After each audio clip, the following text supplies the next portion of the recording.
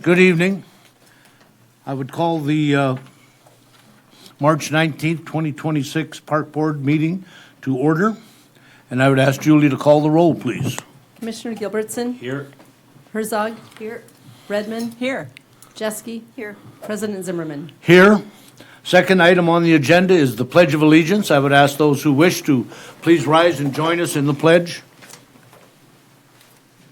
I pledge allegiance to the flag of the United States of America and to the republic for which it stands, one nation, under God, indivisible, with liberty and justice for all.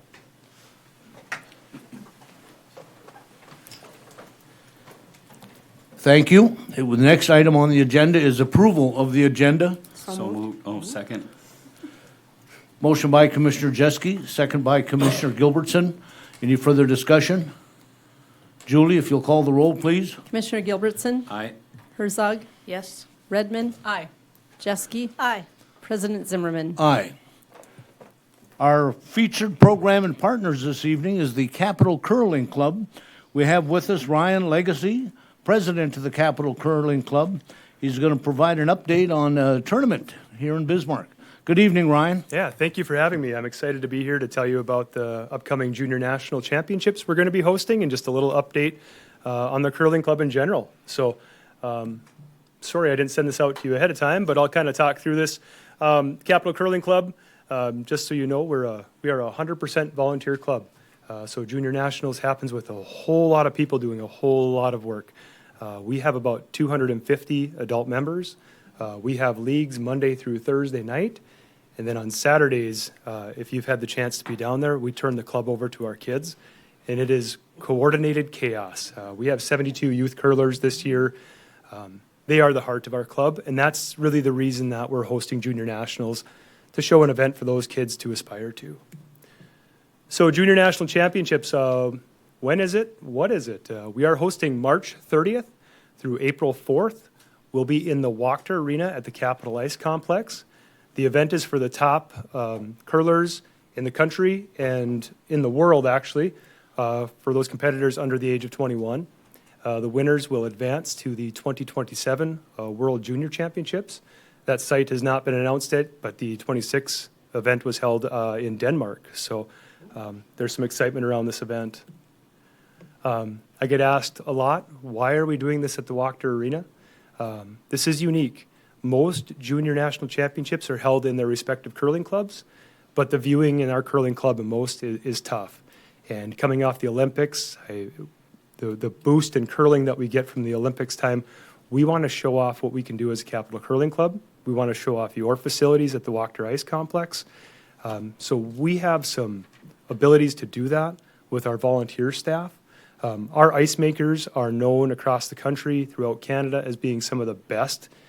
So we have the ability to turn a hockey arena into a world-class ice facility. So we're going to showcase that. We want to show off for the kids and those families that are coming to play. National exposure.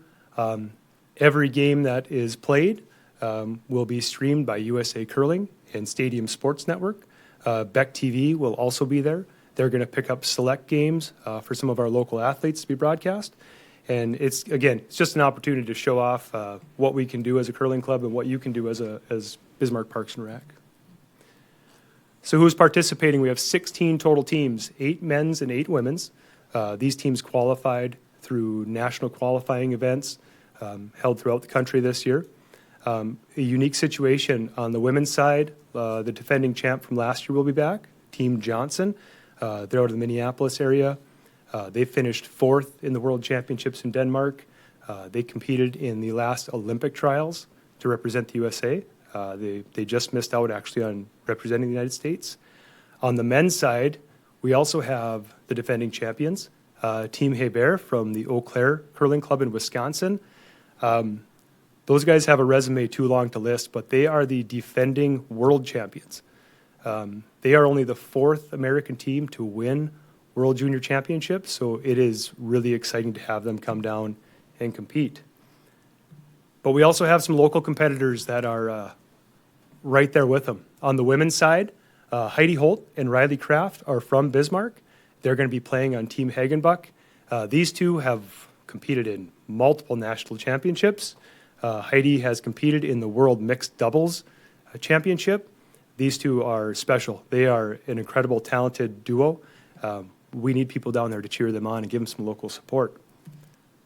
On the boys' side, Miles and Connor Graybaugh will be playing. Again, a resume that's too long to list. These two are special young men that really represent the Capital Curling Club very well. They have won multiple Bonspiels this year, including the Men's International in St. Paul, which is a 48-team event for adults. To win that is a huge, huge accomplishment. These two will be competing for a championship, and when they're right behind the defending world champions, it's pretty cool. So we need to get out there and support those guys. Heidi, Riley, Miles, and Connor, they are just great representatives of the curling club and the community themselves. I talk about all our junior programs. They came through our junior programs. They started when they were 7 and 8 years old at Kids Curl in our Little Rocks.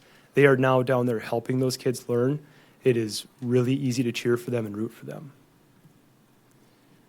I want to invite all of you, commissioners, Director Clipfell, please come to our opening ceremony on March 30th. It's at 5:30 p.m. This is open to the public. We'll do a parade of athletes, and pending scheduling, the governor will be there to throw out the ceremonial first rock. We want to make this special and really promote you, your facility, and our sponsors for the event. And lastly, I want to say thank you. Events like this do not happen without your support. Mike Wald, Dylan Thyme have been so good to work with. When I brought this idea to Mike 2 years ago, it wasn't even a question. He said, yes, let's do it. Let's show off. Let's have an awesome event. It has been great. Dan Sedevy on your facilities crew, they've just bent over backwards and said, yes, how can we help? It's been wonderful. Convention and Visitors Bureau have really helped promote the event. They've been great to us. Essentia Health stepped up to be our title sponsor for the event. And then we also had a number of other local sponsors. It's been great. People want to help out. And finally, if they're watching, I want to thank everybody at the Capital Curling Club. We have probably 40 volunteers helping out. This is a big event for us, and we couldn't do it without them. So thank you. And I'll stand for any questions. Thank you, Ryan. We'll start with Commissioner Gilbertson.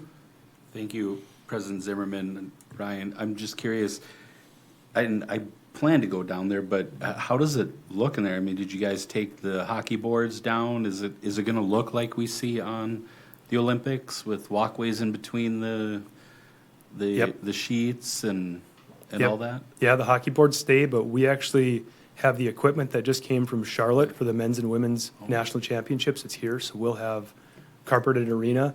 It's going to look like a true national championship, similar to what you've seen on the Olympics.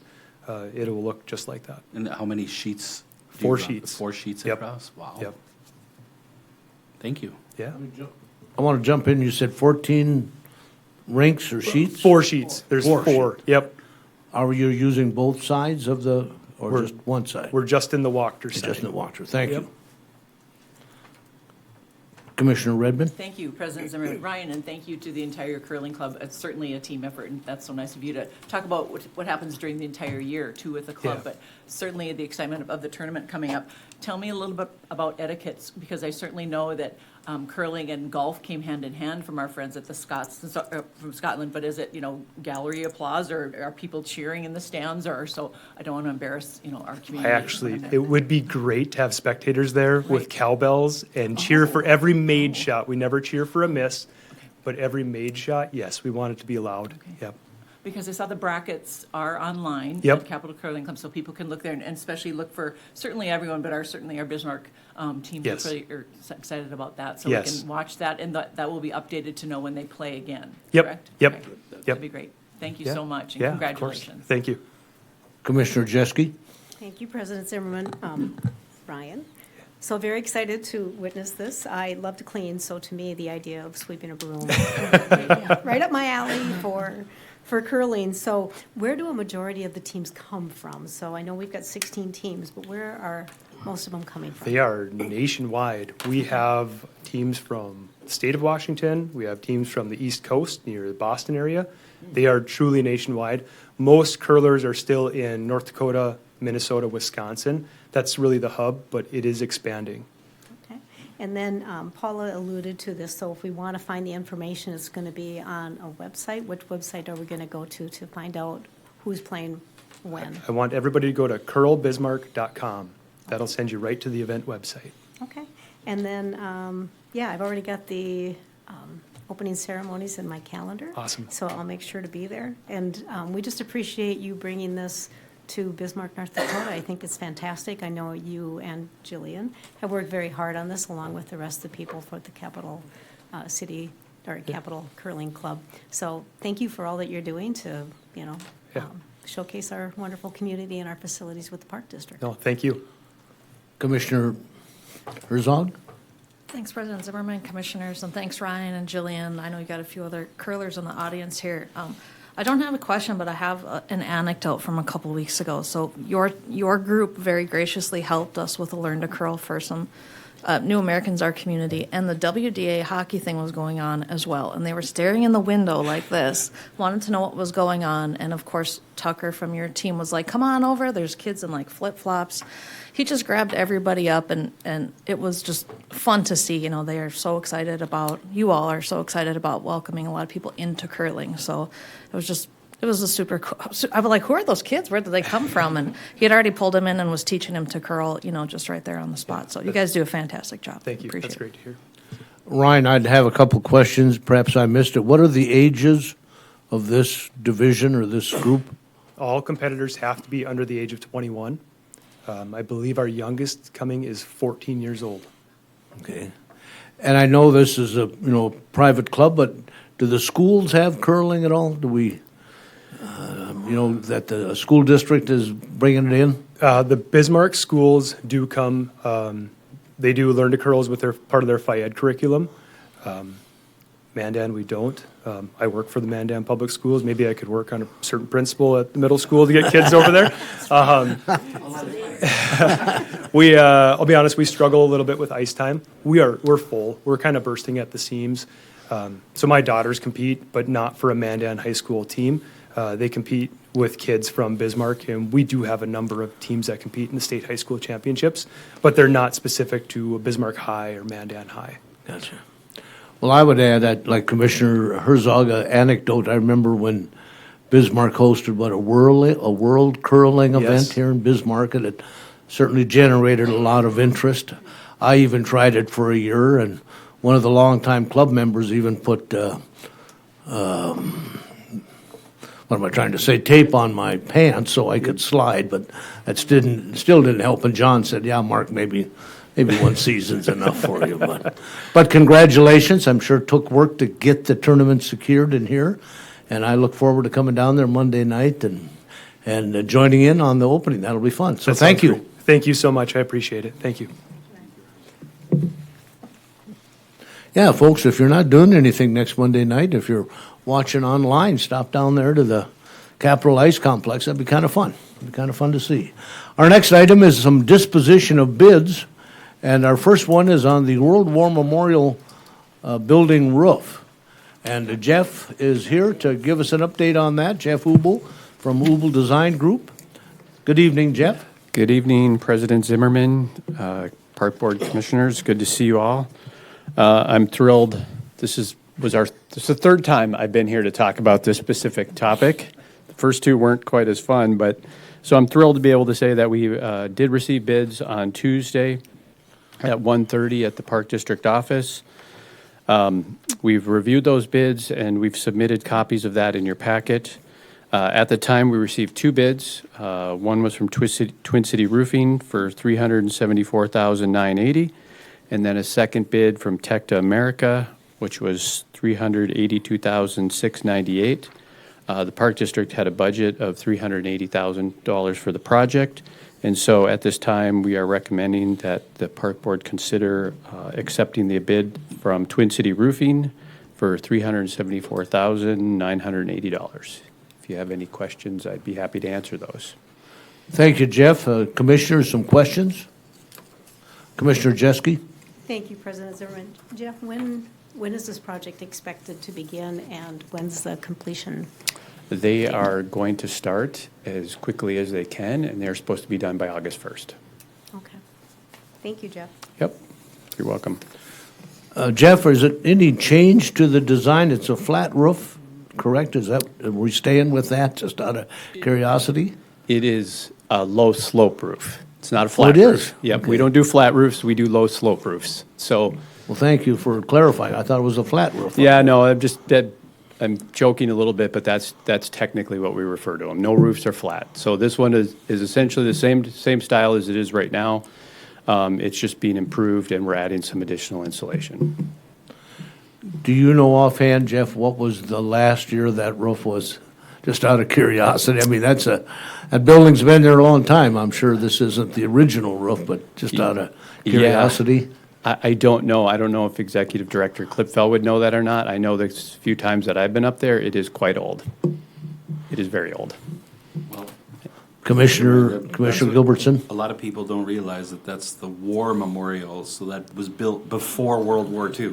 So Yeah, I don't think it's quite that old, but it's up there for sure. Well, certainly it's a great building. It's an icon, I think, in downtown Bismarck. We certainly want to keep it up to date. So thank you, Jeff, and we look forward to that project being finally done. or Yes, started and absolutely. done. We are Thank looking you. forward to it. Thank you. What are the wishes of the commission?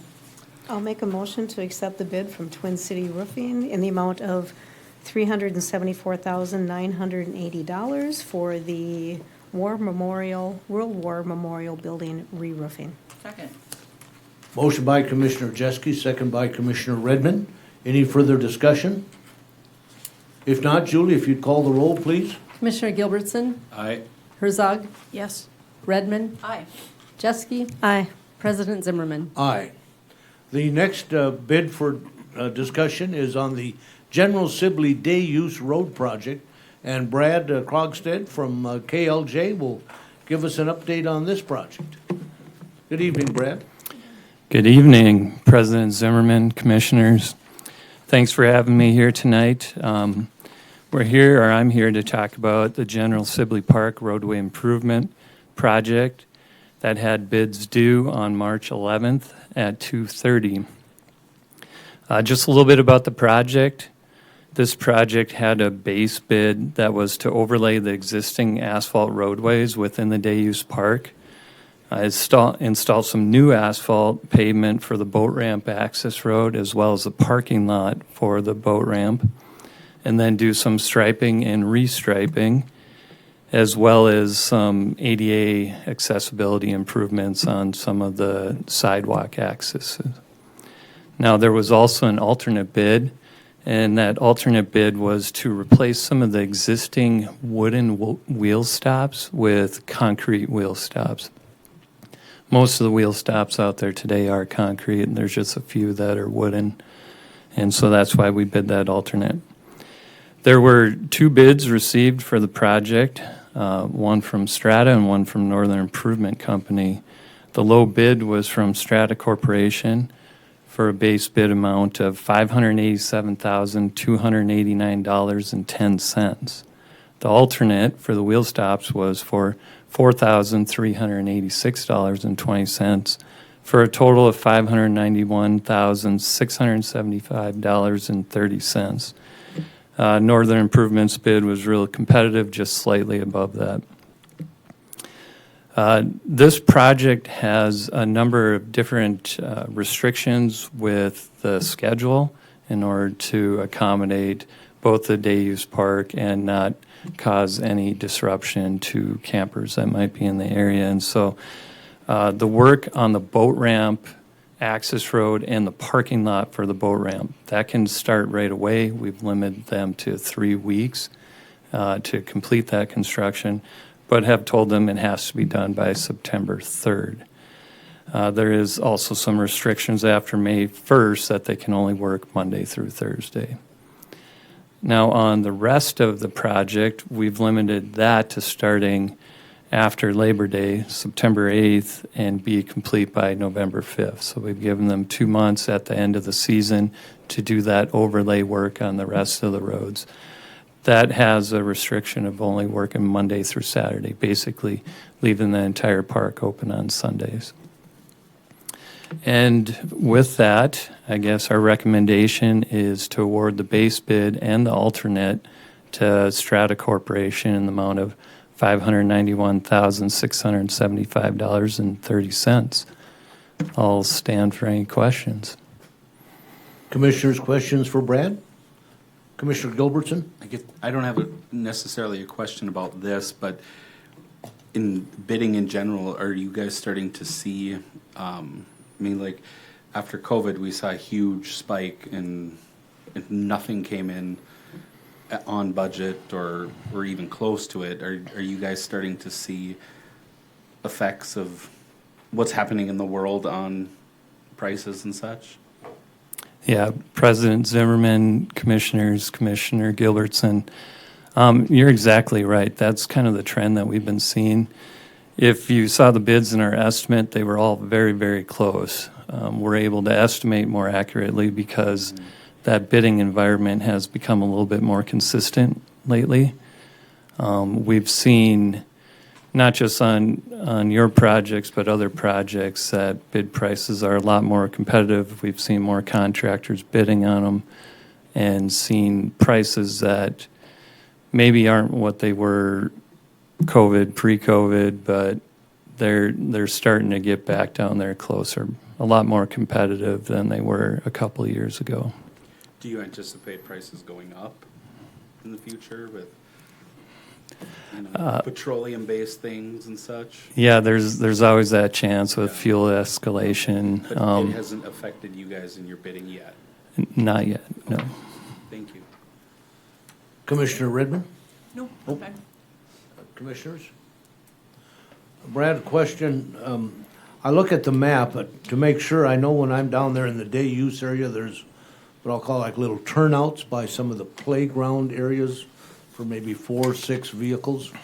I see that's highlighted in yellow. That will be overlaid as well, all those areas?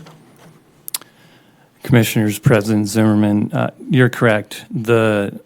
All the asphalt down there in the day use park area will be overlaid. And so I don't know if there's a map available, but all the little turnouts on the map that you see that are colored gray, and you might see some yellow striping Right. on that exhibit, those are all being overlaid. All right. Thank you. Any other questions for Brad? If not, what are the wishes of the commissioners? I move that we award the project for the base bid and alternate A in the amount of $591,675.30 to the Strata Corporation. Second. Second. Motion by Commissioner Gilbertson, second by Commissioner Redmond. Any further questions? If not, Julie, if you'll call the roll, please. Commissioner Gilbertson, Aye. Herzog, Yes. Redmond, Aye. Jeske, Aye. President Zimmerman. Aye. Thank you, Brad. Thank you. Enjoy the evening. You as well, thanks. The next item on the agenda is a update on the Tyler Cooley Regional Stormwater Project, and we have with us this evening Bismarck City Engineer Gabe Schell. Gabe, good evening. Good evening.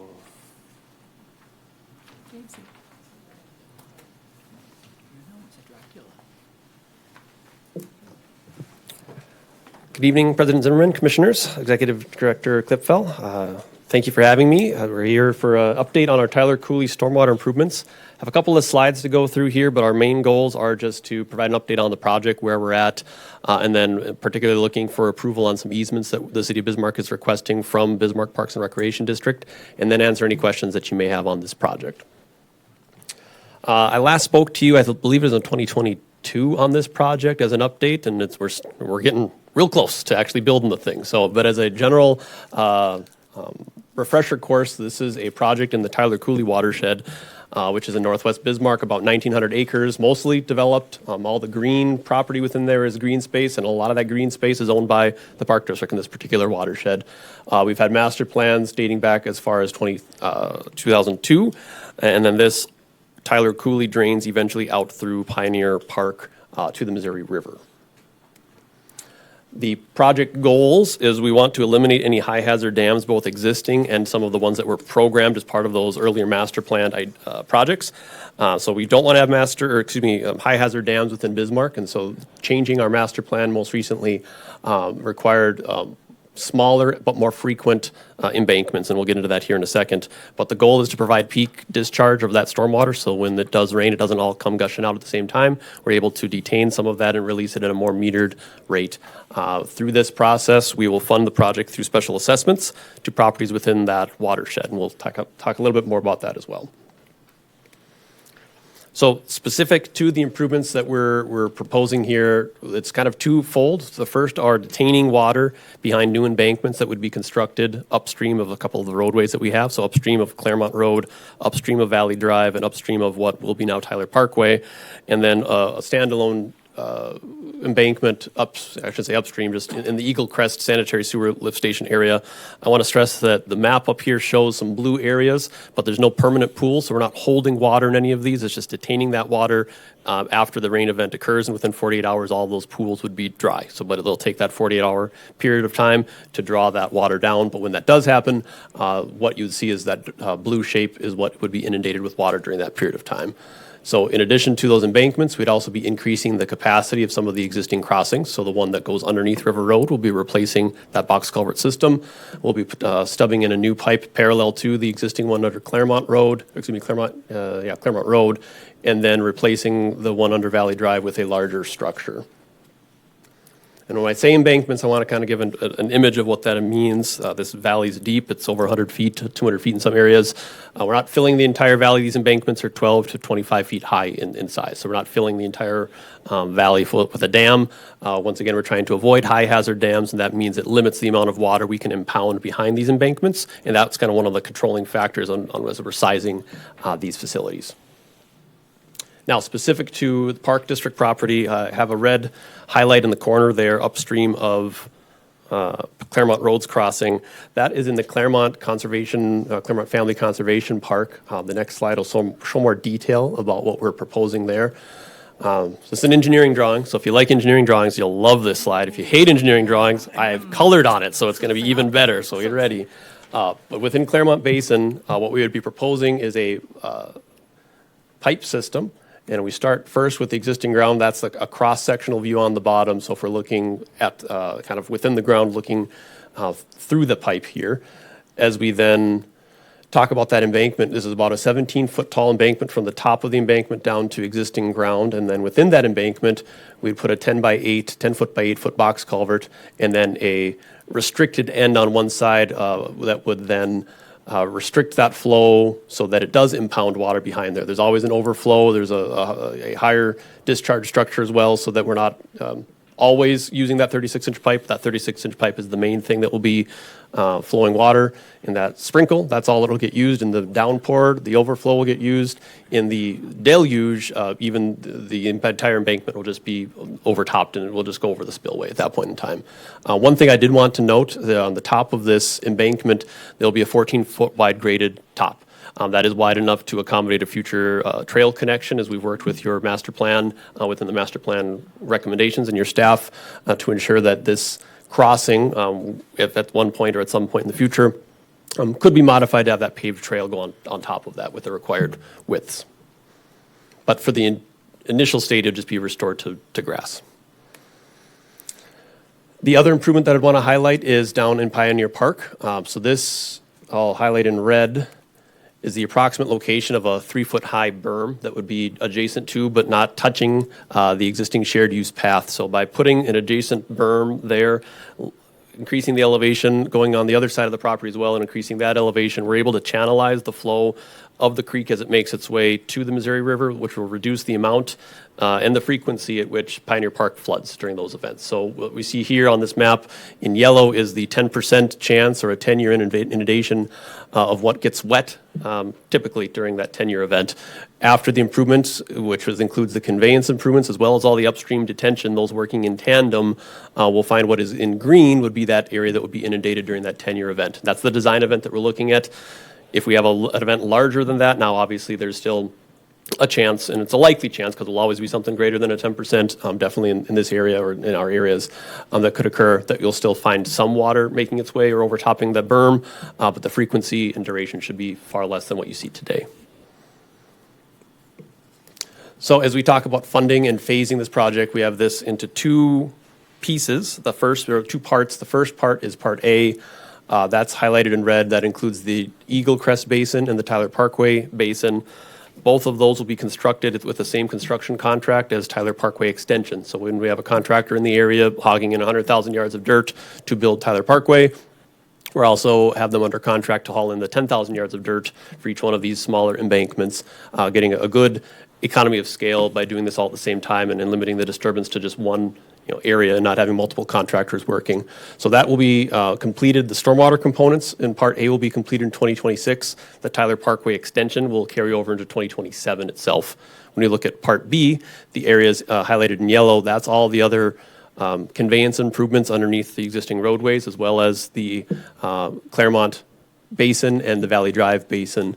Those will be bid in 2026, and then we'll look at construction parts of that in 26, but the majority of that taking place in 27 and maybe even into 28, some of those elements.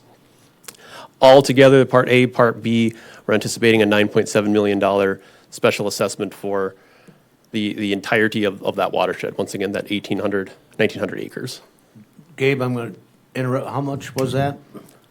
What was the assessment? The assessment amount would be $9.7 million is what we're 9.7. anticipating. Then I also, can you go back one slide, please? Sure. I don't mean to interrupt, but, what are the purple, looks purple to me, what are those? Is that the boundaries of we have a purple on either side of the screen there. What does that delineate? Sure. President Zimmerman, Commissioners, that is the boundary of the watershed. So those are the properties that are draining towards Tyler That's what I Cooley. thought. The rest of that drains away from Tyler Cooley. Excuse me for interrupting, but that's what I thought. Thank you, Gabe. Oh, thank you.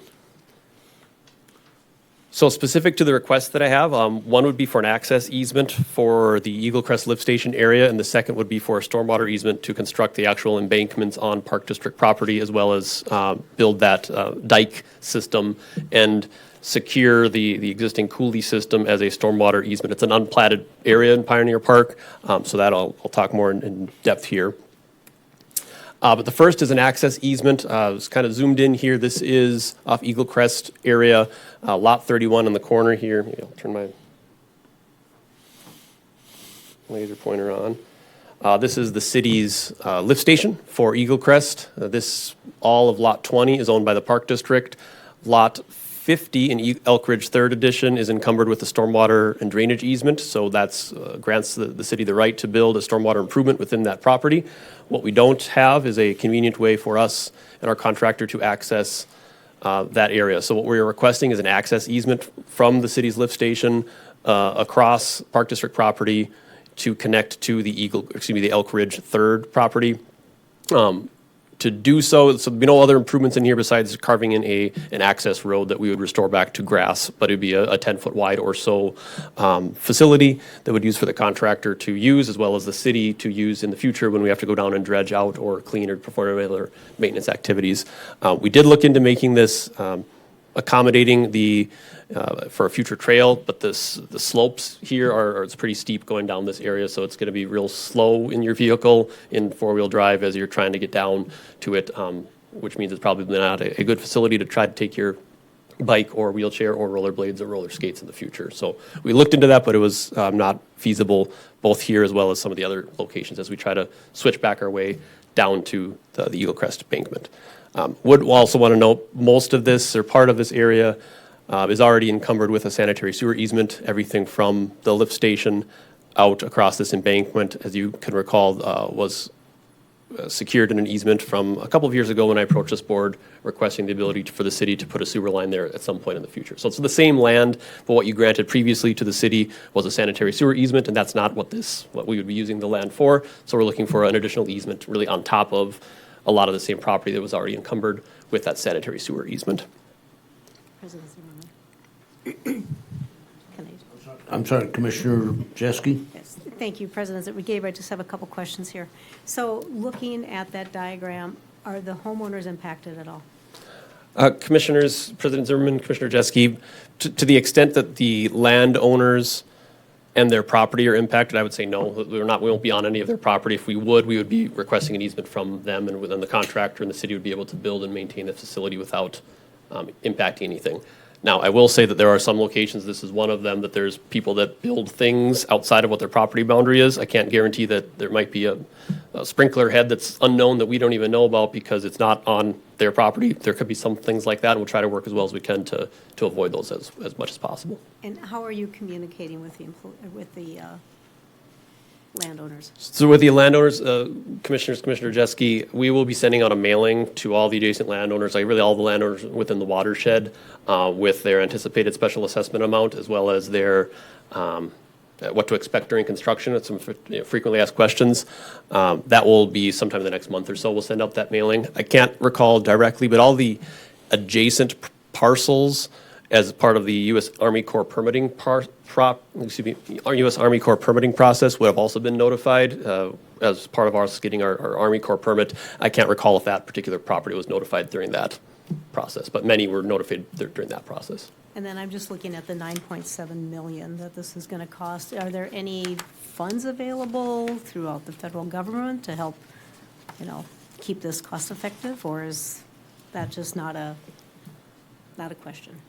Commissioner Jeske, it's always a question, but it's probably not a viable one for us to be able to be successful in finding grant funding for this sort of improvements.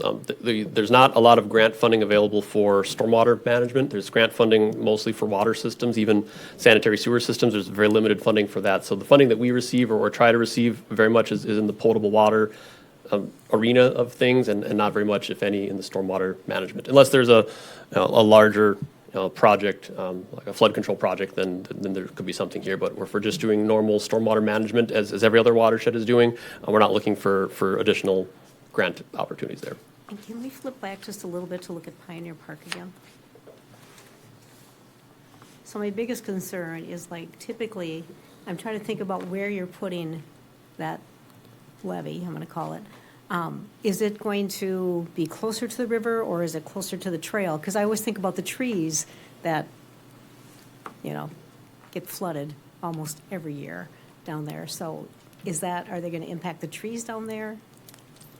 Commissioner Jeske, yes, there will be tree impacts as part of this. Some of those trees are trees that were identified because of some health reasons to be removed anyway. So it's actually been kind of an ongoing annual conversation about, is the project ready to go and remove some of these, or does the park district, should they do that before the project gets there to do it? But long answer shorter is yes, there are tree impacts, but of the berm or the levee, I won't call it a berm, is all on the, I'd say, the northwesterly side of the trail. So from the trail, you would have walkout access to the volleyball and everything else, but towards the water side is where you would have that elevation change. Because we also have a pet cemetery down there.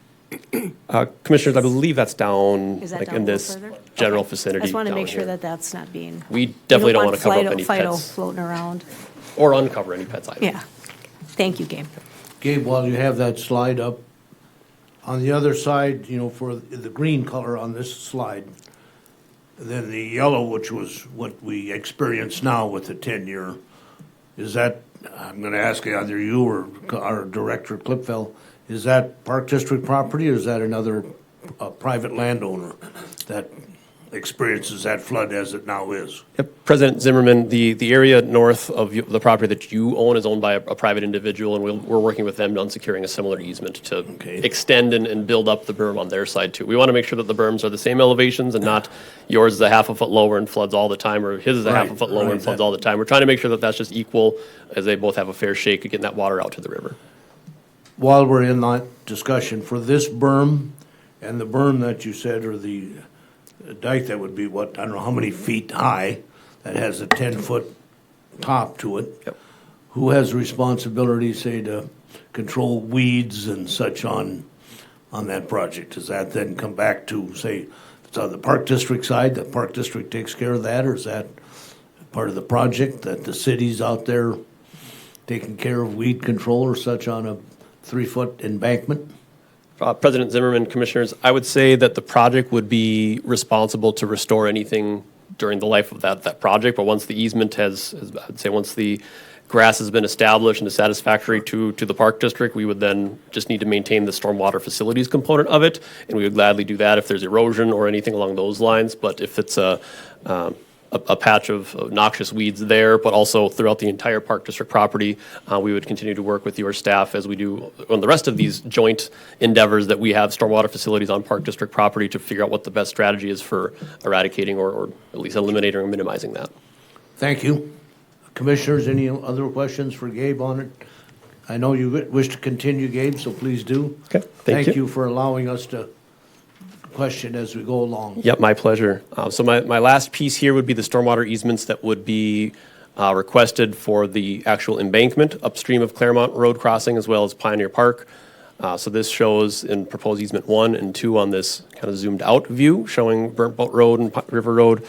As we move to our next slides, we'll kind of zoom in to that proposed easement. Kind of harder to tell what the background is, but just adjacent to Claremont Road was how we would look at that. Once again, we're just securing the area for that embankment and pipe and access. The detention that is needed is already, I guess, there today, or in terms of the drainage way. We just kindly request that you don't put a house or a structure or anything like that in there because it will get wet today as well as it would get wet in the future. Off to the right, the stormwater easement for Pioneer Park. We thought that was more critical at this point in time to secure both the rights to build that 3-foot berm as well as really secure that entire area and note it and encumber it with a stormwater easement so that there isn't a shed placed in there or some other piece of infrastructure that is likely to be inundated even now. It will still be inundated, but we just want to make sure that us and future versions of us are keenly aware to not put anything inside this box or this boundary. And with that is all I had for slides. And the request is for the 2 easements as well as an answer any questions that you may have. Questions for Gabe? Commissioner Jeske? Thank you, President Zimmerman. I just have one more question, Gabe. How many homeowners do you feel will be impacted by the special assessment? Commissioner Jeske, commissioners, I don't have that number in terms of the number of parcels or homeowners within there, but it's in the a couple of thousands or something along those lines is what I think is our number. We're working on our attribute table. That's the information that we have when we take those costs and run it through our special assessment policies, reduce out stormwater facilities, do apply various policy procedures, and we want to make sure that that's as close as we can in terms of the policy application, knowing that the cost still might fluctuate because we don't know what the cost will be, but we want to know how we will spread those costs so that when we send a letter out to the landowner, we can say this is, based on our estimate, this is what we believe your contribution or your benefit would be for the project. So we want to make sure that we work through as many of those angles as we can, because if we forget something on this side, those costs just have to get respread or reallocated to everyone else. So we try to do as much as we can before we get to that point and try to think of as many of those scenarios as possible, so that we can have an accurate number when we share that information with the public. Thank you. Commissioner Herzog?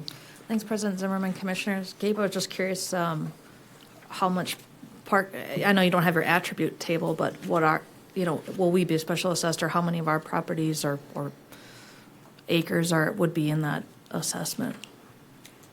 I have a bonus slide. It's not in your packet because I figured Ooh, I this love a question may come bonus up. slide. So Okay. here's more of a breakdown on how we came up with the cost. So it's $6.3 million in actual cost for our contractors, what we anticipate.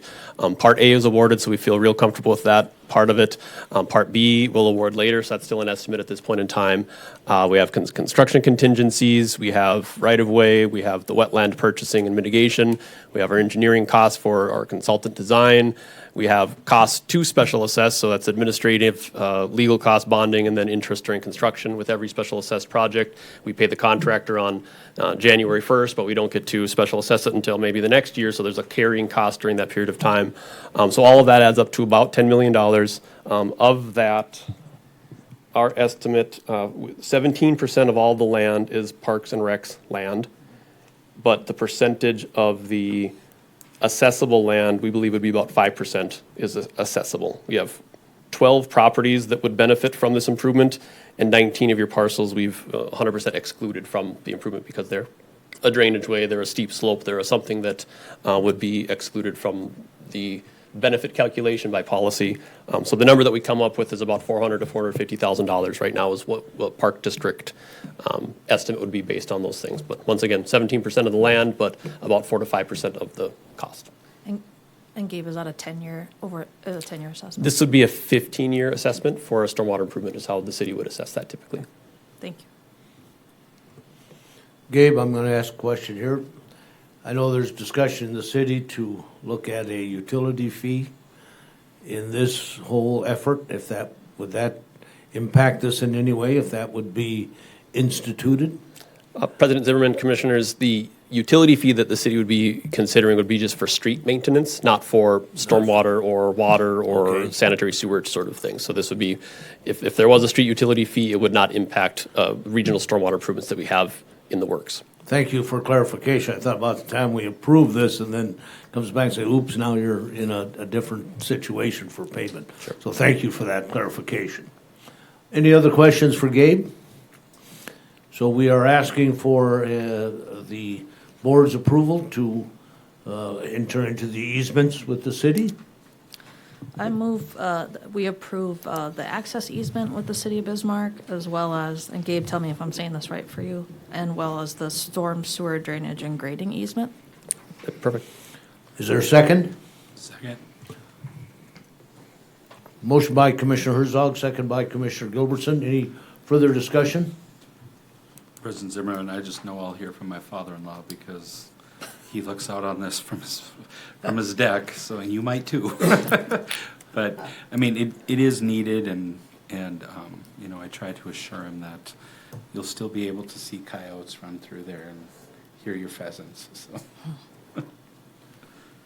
Well, I think we all know that as more development up on that part of Bismarck, that's certainly putting more impact on that whole drainage system. Again, Gabe, I'm not putting you on the spot, but Yep. I see that every time I walk up that trail, that you can tell there's more and more water coming down that way. President Zimmerman, commissioners, our hope was when this is constructed that peak flow that we're seeing that's scouring out that coulee, which is a natural phenomenon. I mean, that coulee existed before any development occurred, but obviously that additional development it's increasing that rate. So we're hoping that by doing this project, we're able to slow down that erosive process and keep some of that land in a more natural state then. Thank you. Any further discussion or comments? If not, Julie, if you would call the roll, please. Commissioner Gilbertson, Aye. Herzog, Yes. Redmond, Aye. Jeske, Aye. President Zimmerman. Aye. Thanks again, Gabe, for attending tonight's meeting. The next item on the agenda is in the same area, is at the Claremont Road Sidewalk Project. And we have with us this evening Operations Director David Mayer will give us the information. Good evening, David.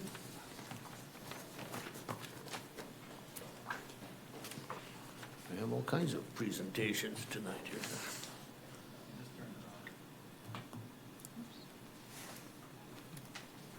Good evening, President Zimmerman, Commissioners. I don't have a fancy PowerPoint presentation, but I have a couple of sheets of paper printed out There you go, that works. for references. Those are also in your packet. Thank you for the time. As I mentioned in the memo to the board, we're looking to make an incremental step towards pedestrian improvements in the Claremont Conservation, Family Conservation Park area. In particular, the blue line that you see on the illustration is the sidewalk that we're talking about tonight. The city is working to make some improvements. They have a street project to, I believe it's to overlay Burnt Boat Road, to make some improvements at the intersection of Claremont, and to add the little red line you see at the bottom of the illustration is to add a sidewalk from River Road to Claremont Road, which would tremendously help us for access to the Riverfront Trail from that part of the community, as well as if we did the sidewalk that's shown in blue on that illustration, would continue that pedestrian access up to Promontory Point, and then in the future, voila, tie into our master plan for Claremont Family Conservation Park. That blue line is that red dash line on the left side of the illustration that's up right now. So we have master planned that sidewalk into our project for Claremont Family Conservation Park. Presently, we also have a grant application in for the east-west trail that will go across that berm that you just approved the construction of in that easement with the city. Right there. I shouldn't say you approved the construction of, but you approved the easement for the construction of. So if that happens and that falls in place, we're starting to see some progression and some formalized pedestrian access being built in Claremont Family Conservation Park. But specifically tonight, I wanted to talk with you about that sidewalk along the east side of Claremont Road, and that's what the memo is for. Executive Director Clipfell and I, with some other staff, have been having multiple conversations with the city about the potential of doing something like that, because we've always wanted to increase that access. When they said that they were going to do the improvements to the roadway in the area, we said, hey, could you kind of feel out some contractors, put that in the bid? They can always add it or deduct it. So we've got some fairly firm prices.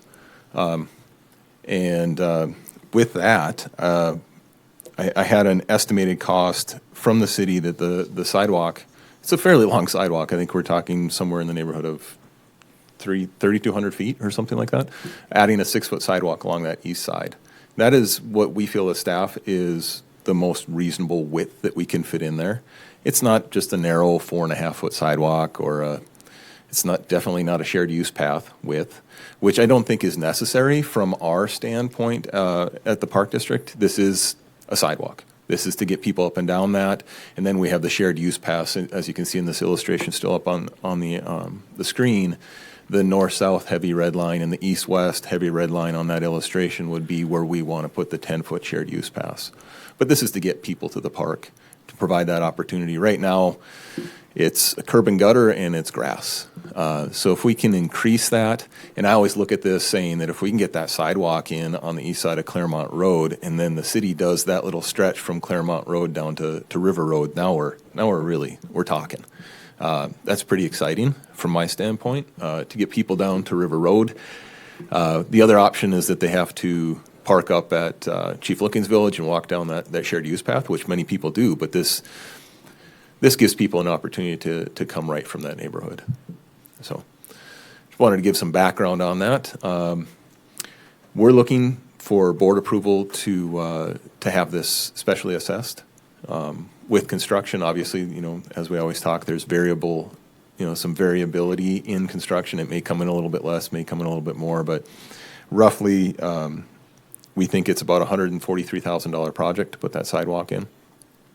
There is a CD available from the Sea Trust, which was some money that was put in a trust by the Claremont family to put a sidewalk in there at some point when that time came. Now that time's here, so now we have some money that would help pay down some of that dollar amount. But we don't know the exact amount, what the assessment would be until after it's constructed. Just like Gabe Shell was talking about, they don't know exactly until it's completely done either. So, Any questions for David? Commissioner Jeske? President Zimmerman, thank you, David. So I'm glad you explained why we're only doing a 6-foot as opposed to a 10-foot, because that was one of my questions here, why we weren't doing a shared use. My question is, would this special assessment, when are we looking to potentially put this in place? And how many people is it going to impact? I know we don't know the exact numbers, but, we just talked about a special assessment for some other things, and now we're special assessing this. I just got my property tax. My house value went up $60,000. So just kind of wondering, how hard are we hitting people right now? President Zimmerman and Commissioners, Commissioner Jeske, the special assessment would be just to the Park District. This is just impacting, and the sidewalk is just on our property. So this is especially assessed just to the Park District. And just like when we get our special assessments on our properties, we have to pay that. This is just the Park District that's paying that. Okay. In conversations with Finance Director Feist, we know that we can absorb that special assessment, and it should be fine. Okay. Yeah, I just wanted clarification on that because, like I said, we talked special assessments just a few minutes ago, and for those that are listening, I thought, wow, I just don't want them to think that we're special assessing them out of their homes. Yep. This would not apply to them. Okay, thank you, David. David, in that discussion, that other part of the trail that would go from Claremont Road down to River Road, that it was the red line on the map, Yes. whose property is that? Is that the city's, or is that DU in there, or who do we know would pay assessment on that? Do you know offhand who has that property? President Zimmerman and commissioners, I don't know the answer to that one. I think that the city has that in their construction project budget. Okay. I'm not sure exactly where that one falls. One other thing I'd like just to mention, in visiting with Director Clipfell, he mentioned, and I find it, I'm glad we're doing it, is that the trail is not gonna be just, or the sidewalk's not gonna be just a straight shot sidewalk. We're gonna put a little curvy, however, David, you would Meander have the it. terminology to make it a little more, I don't know, aesthetic, I guess, than just a straight sidewalk up the hill. Exactly, President Zimmerman and commissioners. What we had talked about was trying to meander the sidewalk where we can. Typically a sidewalk's within the right of way. We had talked about, there's extra room on the top of that before it drops off into the park. There may be some room to kind of zigzag it a little bit. It'll be gradual, so it's not going to be choppy. And then also in the future, we do plan to put some trees along that street. Right. And thank you for thinking of that. I think it's better just a straight sidewalk up the hill. Any other questions for David? Commissioner Redmond? Thank you, President Zimmerman. And Dave, mostly just a comment, not only access to the Conservation Park, but also just safety along both of these roads. So I'm just really excited to see that happen. So if there's any other comments, I would move to proceed with the sidewalk project along the east side of Claremont Road and have the city assess the final cost to the Park District. And I'll second that motion. Motion by Commissioner Redmond, second by Commissioner Jeske. Any further discussion?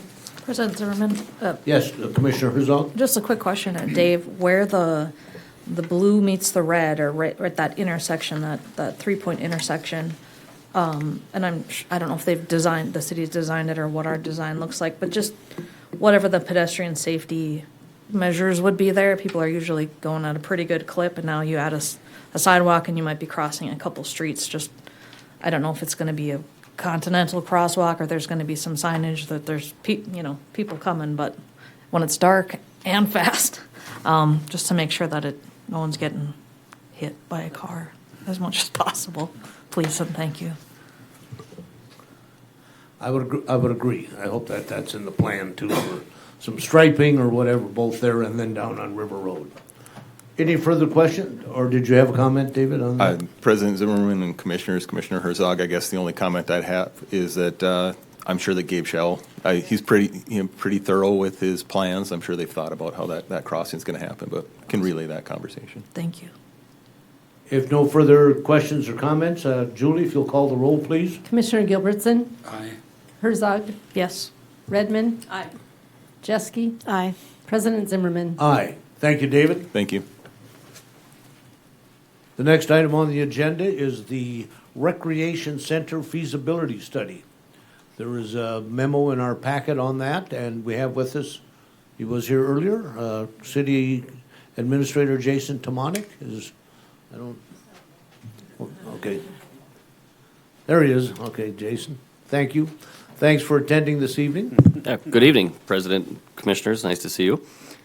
So the question of the Sports Complex feasibility study it came up at our, what would have been, February 24th City Commission meeting, I believe. And, of course, our commissioners are asking, why are we talking about a Parks and Rec study? And from our perspective of the city, we are interested in certainly the results of the study, feasibility and sports-related complex, but also maybe this time what would be different from the study that was performed in 2019 that led to the 2020 election. We would request that the location of the sports complex would be identified as part of the study. And why would that interest the city? Because that's what's going to be driving the growth in the infrastructure, and it will help us understand where that site would best be suited. And it will give us direction to then focus our efforts on whatever infrastructure extensions might look like. And when I say infrastructure, I'm typically talking water and sewer, obviously street network, roadway connections, and things like that. But realizing that in any community, you create a sports complex and you will have ancillary uses coming along with it. Typically hotels, restaurants, hopefully some accommodations for housing as well in and around these facilities. So it's not just something out on the edge of town. There would be supporting features for potentially families that would be traveling here for sports tournaments or the activities like that. But also, depending on the uses and the results of the study, there would very likely be uses for the locals as well, for those of us that live here and appreciate all the factors and the features that Bismarck Parks and Recreation delivers throughout the community. So when we presented this to our commission, it was based on some information that Kevin had accumulated. And Kevin and I have been talking about this on and off for quite some time. And initially, when our commissioners said, well, what would the price tag look like? Of course, that's always part of the question. The response was initially estimates were somewhere between $200,000 and $250,000.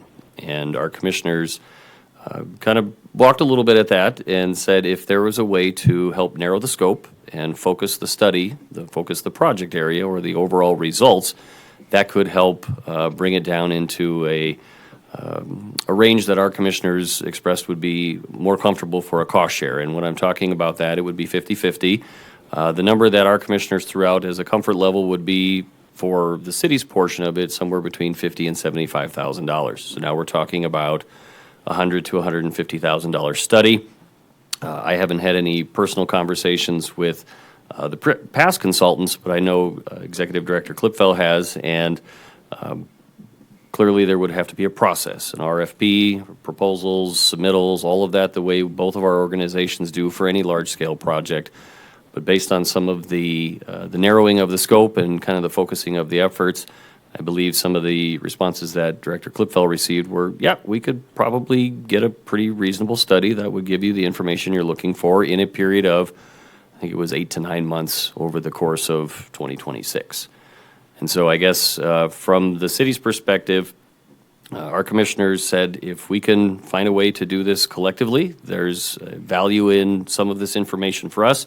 Clearly, there's a lot of information that would be valuable for the Park District, looking ahead at what are we lacking? What are we missing in the community? Is this a community center? Is this a recreation complex? Is it a place for tournaments?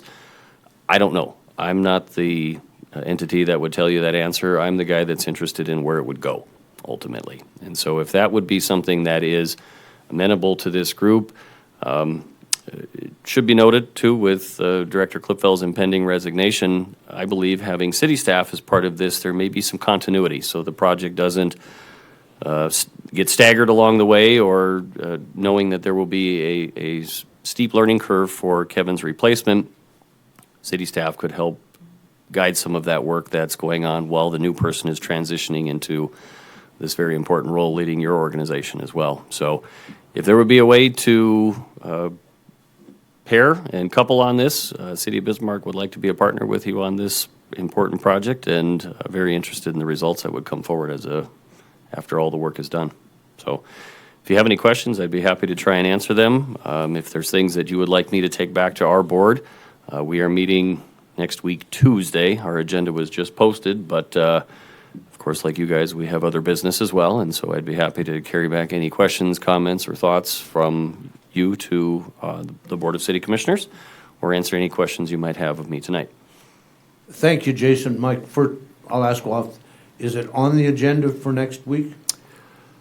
If we take action this evening to move it along to take to the City Commission next week, and we still, is that still available? President Zimmerman, yes, we did put a kind of a carryover memo reminding our commissioners, we talked about it in February. I did let them know that I would be here this evening and we would report back next week. So if there is action or a recommendation or anything that I could carry forward, it would be at next week, Tuesday's commission meeting, with hopes that our commission would be comfortable acting on that recommendation as well. Thank you. I would ask commissioners if we can do this questions direct to Jason. I know we're going to have discussion amongst ourselves here to allow Jason to not have to stand here the whole time. If we have questions specific to Jason and his, liaison now with the city commission. Any questions to that? Can I have one question, President Zimmerman? Commissioner Jeske will start here. President Zimmerman, thank you. So I would just like to ask Kevin, our executive director, do you think it would be best for us to put together a memorandum of understanding as we move forward with the city so that we have a guideline? I mean, I understand that your retirement is impending, but I'm all about control. So I don't want to have the Park District feel less of a partnership with this because we're going to be in a little bit of flux with the new executive director.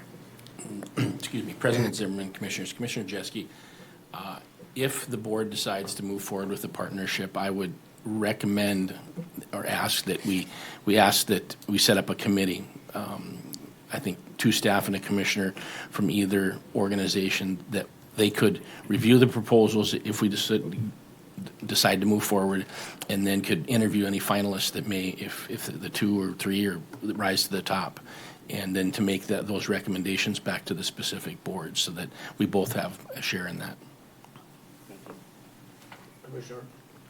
Commissioner Herzog? Thanks, President Zimmerman, Commissioners, and thanks, Jason, for coming and bringing the message. It was interesting to listen to the City Commission. A couple of commissioners wanted a wow factor, and I'm curious if we can afford a wow factor, but I think we absolutely definitely need more indoor, particularly turf space, and we're sort of busting at the seams with the indoor turf that we have, so it's definitely something I think we need to move on quickly. Whatever's in it, obviously, we'll figure that out through, the work that's happening here, but I don't know about the other commissioners. That's probably one of the top things I hear from community members is we need more indoor turf, we need more indoor space, So to me, it's something that I think we do need to do and probably move quickly on, but in a smart manner as well. So I don't know about a wow factor, but I'd be happy with a this works and we can afford it factor, and we definitely need it factor, for sure. Thank you, Commissioners. My question and or comment in the discussion, in visiting with Kevin, as he keeps me informed with the meetings with Jason and others in the city, the timing, I think, is of importance here. That, as Jason mentioned, the City Commission meets next week, so they take action. Then we're looking at a committee of the 2 entities. They meet and would come back to the respective boards again for approval. I think we need to move along here, otherwise we're going to be, several months off if we wish to get to this point of an RFP.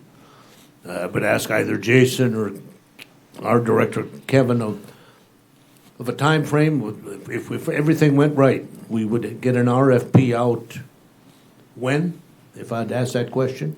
President Zimmerman and Commissioners, President Zimmerman, so as Jason mentioned, we had an initial scope of work that we presented to a couple of consultants for their review so that we could kind of get some ideas of what the proposed costs would be. As Jason mentioned, he went to the City Commission and they had a little bit of sticker shock, and so we went back and we refined it. We were more focused on it and really explained the information that we had already garnered from the 2019 study, and what of this information can we provide to you to make your job easier. And I think that's where it helped us get a more focused project, our RFP. And that's where we kind of get to the budget that we think that we can put this RFP out and ask for a cost of not to exceed of $150,000 and get it done. But to your question of a timeline, if our board takes action tonight, Jason takes us back to the City Commission on Tuesday, and they would approve working together. We feel that we could get the RFP out. We could have them back toward the end of April.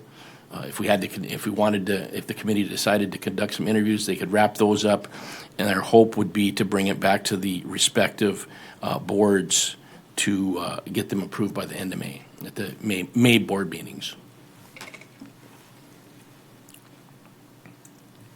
Thank you, Kevin. Anything you wish to add to that, Jason? No, thank you. Thank you. Commissioner Jeske? Just a quick comment here, President Zimmerman. So, location was one of the reasons some people decided not to vote in favor of the sales tax initiative. Other was the price of the sales tax initiative. Other people felt that, because we did a survey afterwards, another felt that we should have more private people giving as opposed to public funding. And then the other thing was, it just was on the tip of my tongue, location, but yeah, it'll come to me later. But those were it was COVID. How could we forget? I mean, we couldn't pull it back, and we were voting during a COVID year, and most people were very insecure or unsure of their jobs. So I think that had a real impact on the fact that this did not pass. Didn't mean that it wasn't wanted, but those are some of the factors that led to it not passing. Commissioner Redmond? Thank you, President Zimmerman. Jason, thanks for coming tonight, and I watched the City Commission meeting too, and thank you for doing such a great job in presenting it and answering questions. Collaboration is key, and it's really nice to have somebody else come to the party. So welcome to the party. Happy to have another entity join us in this, and it's really nice to see that partnership because the Park District has built many of our facilities, parks and trails on collaboration. It's much easier to hold hands and cross the street together. So I appreciate that you're coming here and asking for our support, and I'm happy that that eyes have been open to say, as Mike Gilbertson said, when people say, why don't we have a Fargo or West Fargo has, he's like, don't talk to me about this because we have tried a couple times to get this done. So it's nice to have somebody else say, yeah, we should have something like this. Bismarck deserves something like this, and it takes other people joining us and say, we believe that we should too. So I'm excited that you're here, and I can't wait to get things done. So thank you. Thank you for that. If I may add, Commissioners, I should have mentioned this earlier. Partnerships, collaboration, absolutely, that's how I operate. But what I should have said, this is about economic development too. This isn't just about knowing where infrastructure and streets are going to go. This is about spurring development in areas that we know can support that type of activity. And for me, economic development means when you're bringing outsiders to our community and they're staying here in our hotels, eating in our restaurants, shopping in our stores, they're leaving their money in Bismarck. No different than our families who are traveling to all of these various sports facilities are doing the same thing. It's our turn to invite them to Bismarck and help infuse our economy as well. So, like the U.S. Curling National Tournament absolutely. that is coming next weekend. So Yes. point taken. Good plug, Commissioner. Absolutely. Very nice. Thank you, Jason, for those comments. Any other comments direct to Jason? If not, I think we can, unless we're ready to make a motion, I would certainly allow Jason to move on. I'm sure he's got a desk full of stuff he could do this evening yet, so. President Zimmerman, I would make a motion that we move forward with the city of Bismarck and as a not to exceed $75,000 on our portion for a request for proposals for the feasibility study. And just that, like Commissioner Jeske said, that we're a partner in it, whether it's an MOU or however that is put together is, I think, important. I would second that. Julie, you comfortable with that? Pretty long motion. Motion by Commissioner Herzog, second by Commissioner Redmond. Any further discussion? President Zimmerman, if there's a chance or whatever, I would be very interested in helping on this project as one of the commissioners. We work with a lot of the construction management firms and things like that, so if you need someone, I'd be happy to do that as well. I'd be interested in helping as well. Yeah, okay. We'll take Commissioner Gilbertson.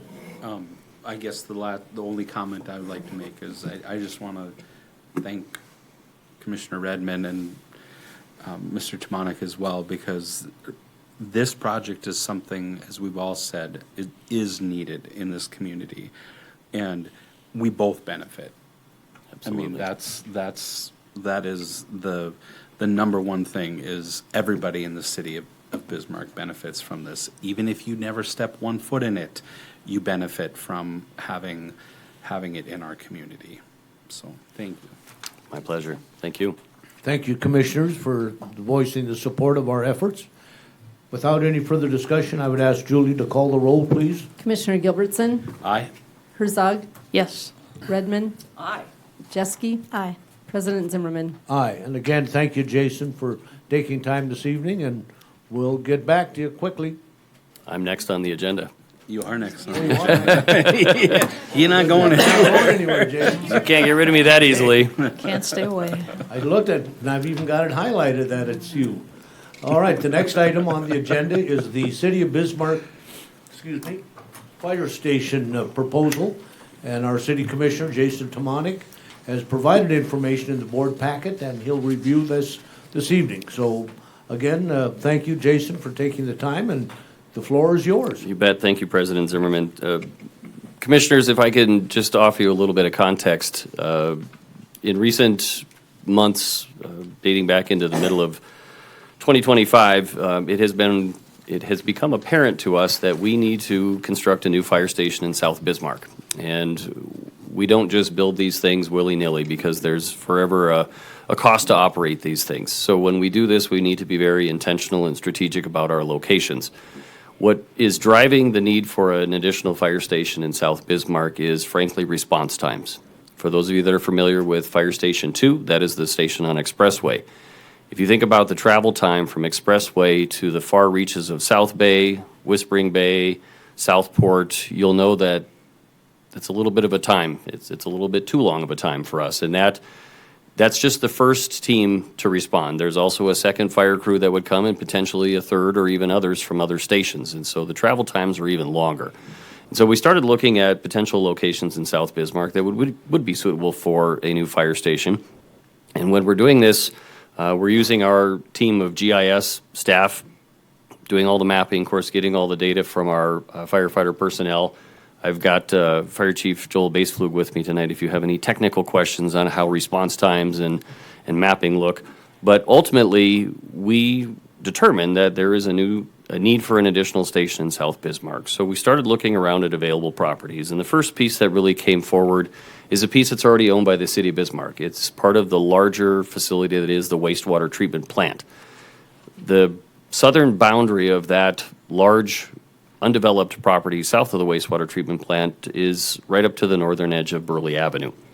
And it extends to the west, essentially over to Fox Island. It kind of creates the western boundary of city limits.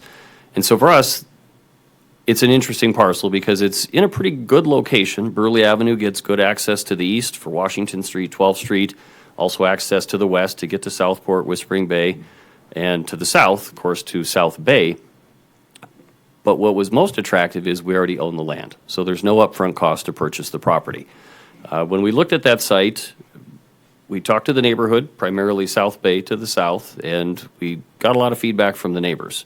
Mixed reviews. Some people said, welcome, City of Bismarck, we would love to have a fire station down here. Others said, really? We live in a quiet neighborhood, lights and sirens, 3 a.m. I'm sure you all understand the concerns. And we went to the, I guess it would be the neighborhood summer gathering last year. We took some of our firefighters, some of the equipment. We were welcomed by the neighborhood and just answered a lot of questions during that evening. And I think for a lot of people, it helped kind of quell some of their concerns because some of our firefighters even went so far as to say, we don't like the lights and sirens either. We don't use these things every single time we leave the facility.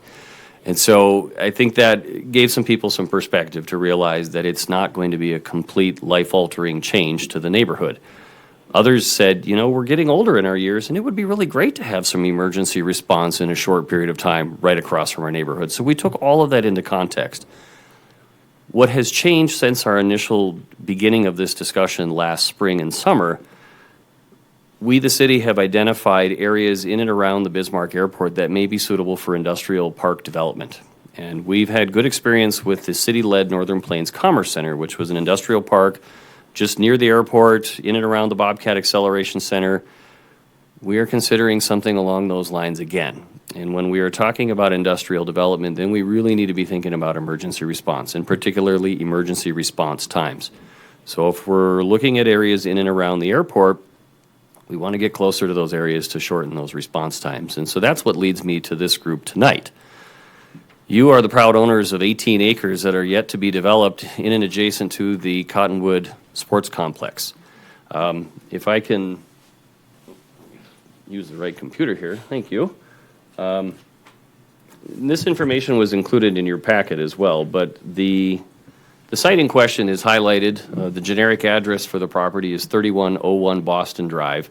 It's at the intersection of Boston Drive and Burley Avenue. So this would be the southwest corner of the extents of the Cottonwood Sports Complex. What the city of Bismarck is interested in is about 2 acres. And what does 2 acres actually mean? It's about 300 by 300, 90,000 square feet. So just to help visualize what 2 acres looks like on an 18-acre site, this gives you a rough estimate of the size and shape. Now, is this the exact parcel? No. But through conversations with our firefighters and our leadership staff within the fire department, 2 acres is a comfortable site. And this is based on existing facilities that we have, and we've got stations in industrial areas, we've got stations in residential areas, and so we're very mindful of the appearance of these facilities being complementary to the neighborhood. But quite frankly, having a park facility as a neighbor would be a great opportunity for us as well. What this really does, though, is it gets us closer to those potential development needs that would be coming in and around the airport in those industrial park uses. If we were to look at the Calypso, the site near Calypso, again, the piece west of here along Burley Avenue, I don't want to throw out a percentage, but I would say a high percentage of those calls would likely be traveling east, because most of the area west of Southport, or South Bay, excuse me, has already been developed. The areas that are rural will continue to stay rural. That would be Fox Island predominantly. We don't provide service in Fox Island because there aren't fire hydrants. So again, it's Southport, Whispering Bay, and South Bay, and then, of course, all the neighborhoods north of Burley Avenue on both sides of Washington Street. With this location, we can still go west. There would be no issues with getting over to South Bay, Southport, Whispering Bay from this location, but it positions us, even 60 seconds closer can make a huge difference in some of these emergency situations. And so, I'm not here to offer money. I'm not here to do anything other than to ask for your consideration. I know you may have some master plan uses intended for those remaining 18 acres. Again, not to put pressure on anybody, but we are hoping to have a decision sooner rather than later so we can start construction in 2026.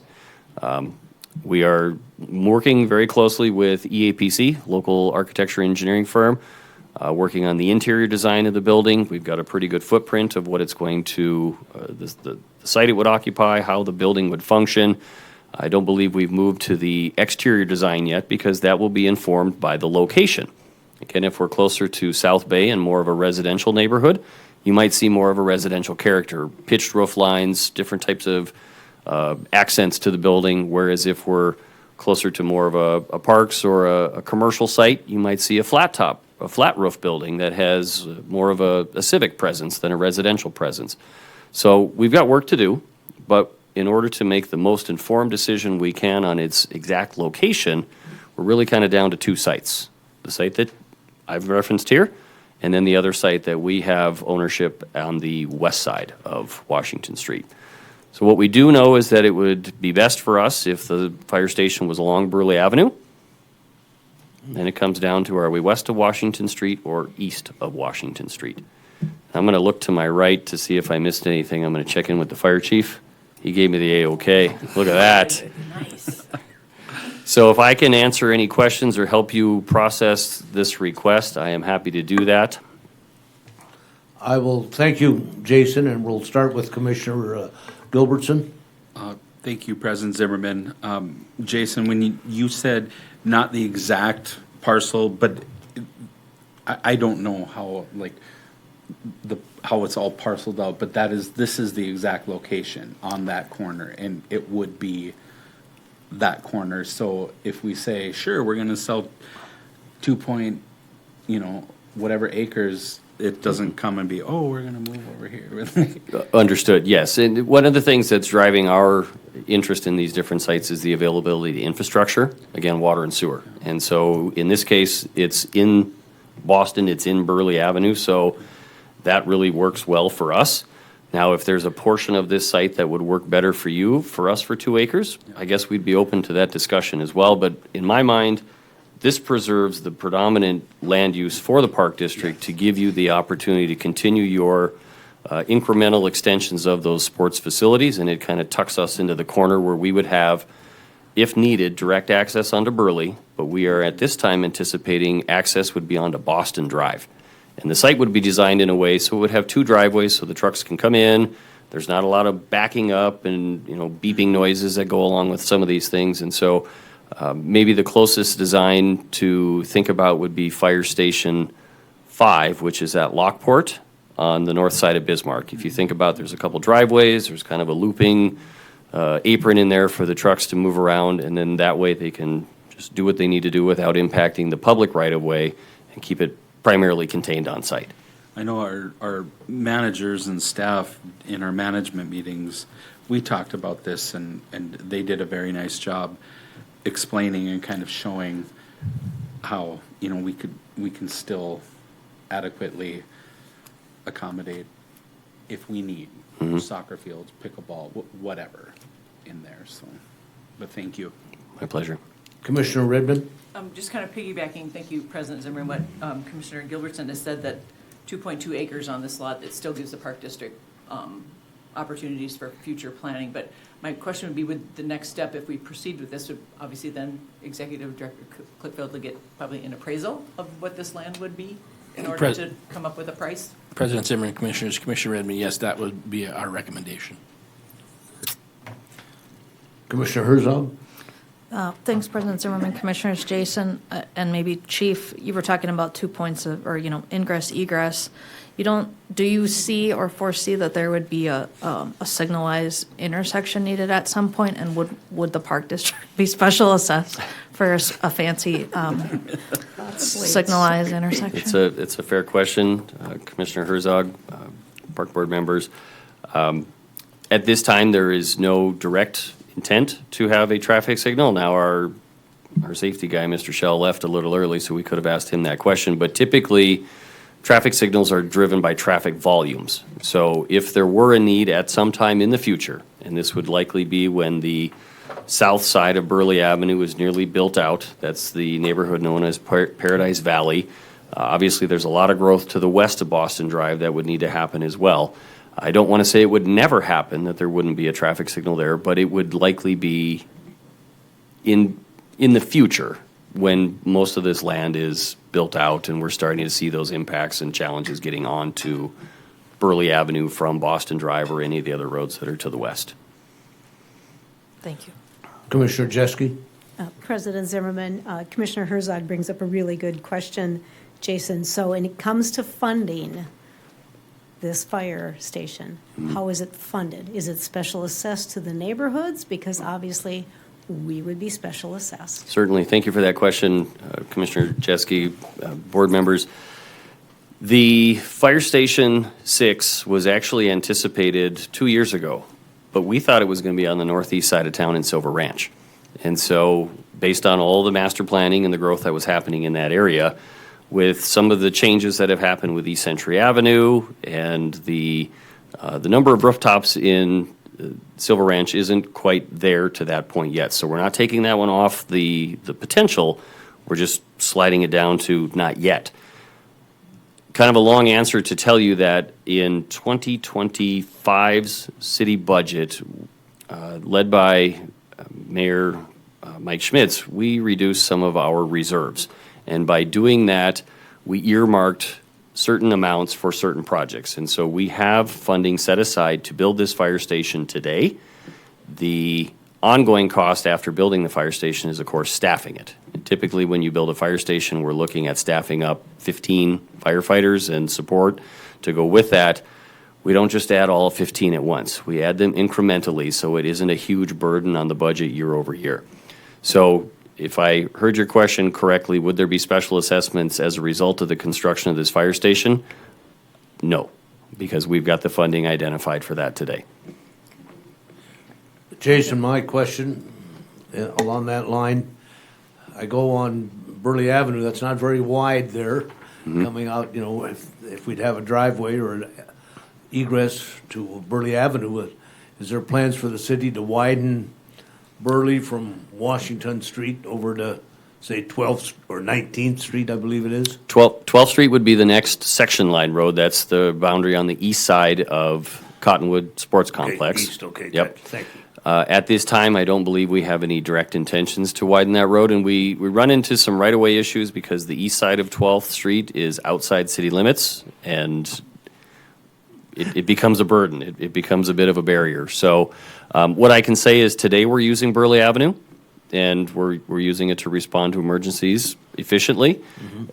Again, in the future, if traffic demands were to increase and there became burdens on that two-lane section of road, certainly we would have to look at potential improvements to that roadway. But again, I don't see that in the immediate future. And I really wish Gabe was here to back me up on this one. So, Any further questions for Jason at this time? If not, Jason, thank you. Well, Commissioner I Redmond? believe we need a motion, and I would move that we take the necessary steps to move forward to sell 2 acres, 0.02 acres of land to the city with the proper steps of getting the land appraised in the proper steps, and then would come back to the board with that answer, so. I'll Make it second pretty. that. Make it That was, pretty, Julie. you're starting to sound like me now. Yep, I'm second that motion. Any further discussion? If not, before I ask to call the roll, thanks to the fire chief. Thank you so much. sir, Thank you for your For service. being here this evening. Yes. And thank you, Jason, for taking the time again for another agenda item. So absolutely. thank you both. Thank you all. And Julie, I'd ask you to call the roll, please. Commissioner Gilbertson, Aye. Herzog, Yes. Redmond, Aye. Jeske, Aye. President Zimmerman. Aye. All right, our next item on the agenda is the proposal for red, white, and boom proposal. And gentlemen, there you got a smile like we're finally on the agenda. Yeah. Nap, they didn't fall asleep. Jake, Commissioners, is this your Jake or that's Jake? that's Jake. He's asked me to fill in. Okay. Yeah. He'll be Again, available thank you, for Chief, questions. And Jason, thank you both for coming out. Thank you. Cool. I'm sorry, I didn't mean to You're interrupt you. okay. Go ahead, sir. Commissioners, President Zimmerman, my name is Will Sattler. I'm the general manager for Fanatics Events. I don't know about you guys. I don't know if it's the 70-degree weather today or that spring starts tomorrow, but it is time to start thinking about summer. And I know I'm certainly excited for the amazing things that this community has planned for the 4th of July, which is going to turn out to be a pretty big deal. So, yeah, I'm here today on behalf of the Bismarck 4th of July celebration, as you mentioned, Red, White, and Boom, to ask for some of your support this year. As you know, this is America's 250th birthday that we'll celebrate, which is a once-in-a-lifetime milestone that none of us will be able to celebrate again. Last year was the first year that this event made its way to the MDU Resources Community Bowl. It previously had been at the state capitol grounds for many years. Construction moved it to a new location, and it was super successful. Visitation data showed that over 9,000 people were on BSC's campus, not necessarily all at the bowl at the same time, but on campus throughout the time of the event. 74% of those people were from Bismarck, and the average stay was just over 2 hours. So people spent some time there, not just there for the fireworks display at the end or the music provided by the Bismarck Mandan Symphony Orchestra, but for the activities that were going on as well. One of the things that Fanatics Events has tried to do is we've worked with a very awesome volunteer committee of leaders from across the community is to keep this celebration completely free for the community. There's no tickets, there's no admission. Every family is able to attend regardless of their income. So with that being said, we've understood what happened in 2025, how the event went over, and we've got some awesome additions that are planned for 2026. That would include a performance or a finale that's not just fireworks. It also include a drone light show this year that is timed up and synchronized with the Bismarck Mandan Symphony Orchestra. An expanded family zone. These activities expand dwell time. That's why people will spend more time. They're more active. And they'll feel more of a sense of community for these activities, as well as increased safety and security, which is a big focus for us as we plan. The funding for this event, as mentioned, this is a big deal. It's 250 years. The total budget for this is just over $200,000. So the majority of this is funded by private sponsors. Jake, who's of course in the room, goes out to private businesses from across the community and meets with them for sponsorships where they get recognized at the event. We've had some awesome supporters in 25 and continue to see that support in 2026. Not just private sponsors, but also a couple of public dollars. The city of Bismarck has increased their support of this event, as well as Burleigh County as well. The event's not dependent on public funding. It's certainly community partners that make it better, and all sources of funding allow us to keep this free and accessible and an awesome event. So today, my ask is for a one-time additional funding from this commission of $3,000. That'll go directly towards providing expanded entertainment, family activations, and new experiences specific to America's 250th anniversary. In recognition of that additional funding, we are proposing that you'd be recognized as a community partner through event signage, announcements at the event, social media beforehand, any print materials, and on the event's website, which people are actively visiting. As mentioned, 9,000 people attended last year. It could be even more this year, as we expect. These are families, veterans, kids, grandparents. We want to continue to keep this free, and we'd love that you'd be able to support. I'm happy to answer any questions about the event or the ask that you may have. We'll start, thank you, and we'll start with Commissioner Jeske. Thank you, President Zimmerman. Will, thank you for coming. I think this is a great idea. I just have a couple questions. Sure. So what the city's level of commitment, is it $65,000? That's correct. I'd be happy to break it down further if you have further questions. But And then the city, the Burleigh County Commission has committed to? $35,000. $35,000. And then you are asking for an additional $30,000 from, or $3,000 from the Park District, so you say additional, so is there other funding that we're already providing at this point? No, I misspoke there. $3,000 is the funding ask, I should Okay. say. And then I know you're out there actively because $200,000 is a lot of money to raise. So is there, because there's also a $6,000 sponsorship, is that not correct? Yeah, I would lean on Jake there. 8,000 is the correct amount of So funding. there's 8 and there's 3. Are they limited to the number of sponsors that you get? So if you get 40 people at 8,000, you know, and then the question, and this was actually asked to me from somebody, if there's additional money that's raised over the $200,000, where does that money go? Does it go in the coffers for next year? Does it go to the fanatics? I mean, where does the money go? That's a great question. I'll answer the first one first on the number of sponsors or partners. We do at certain levels limit that. At the next level, that presenting level, we limit it, and I don't want to, Jake would know the number better than I would, but we limit that so that the partners that are providing those funds they get that exclusivity. If we continue to add sponsors, then you're sharing more airtime essentially. And ultimately, at that level, there is specific naming rights to come with that. That is the food truck area. That is the stage, different things like that. As for the question about funding, one, if funding continues to go over $200,000, that allows us to look into other potential entertainment, more activities that we could bring in. In the case that doesn't happen and there's still additional funding, this event partners with the fiscal agent, the Bismarck Chamber Foundation, a 501c3 nonprofit. So that money does not go to a management company like Fanatics Events. That goes back into the event for future years. So while this is a one-time ask for funding, if that funding is not spent or if there's leftover money in the account, that just goes to continue the event as in retained earnings, essentially. Okay, perfect. Those are just questions I had. And again, I think it's a wonderful event. It sounds like a lot of fun.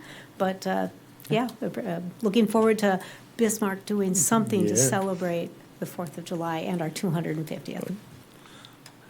Other commissioners' questions? Commissioner Herzog? Thanks, President Zimmerman. Will, thanks so much for being here. I know Mike Wald and myself sit on this group, but could you just talk a little bit about, there will be some construction at the bowl, but we're working around it and everything's going to go hunky-dory? Yeah, absolutely. Commissioners, President Zimmerman, thank you for the question, Commissioner Herzog. We're certainly very aware of potential construction going on.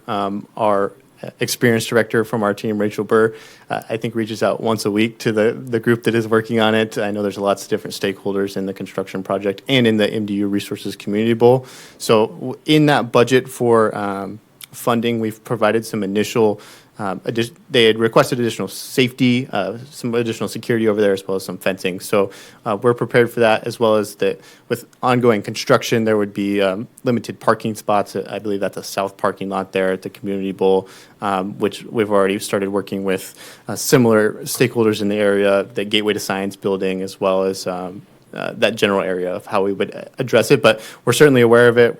It's top of mind for us, and we'll make sure that it doesn't affect the attendee experience. Other questions for Will? Just a comment? No, I was just going to make a comment as well. Thank Go you, ahead, go President. ahead. It's wonderful that we're having a community event, and we are a community player, and so I'm glad that someone's having a party in Bismarck, so thanks. Yeah, hope you can make it. My comment is I attended the State of the City's breakfast, and if I remember correct, the mayor of Mandan said with the mayor of Bismarck, Mandan will do their fireworks display on the 3rd. Correct. And Bismarck will do theirs on the 4th. So that could hopefully increase the attendance at both events. So yes, I'm glad we're working on it. I think hopefully the district will agree to be a partner, and we hope we have a great weather and a great event with, not the two cities not competing. That will be a lot of fireworks going on. So what is the wish of the commission?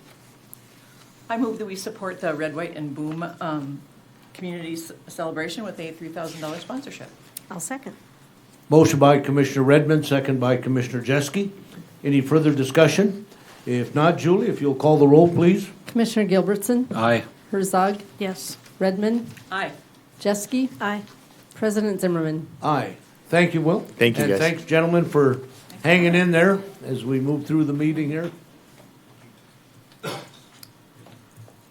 All right, the next item on the agenda is the consideration of a gift for a Mahatma Gandhi statue.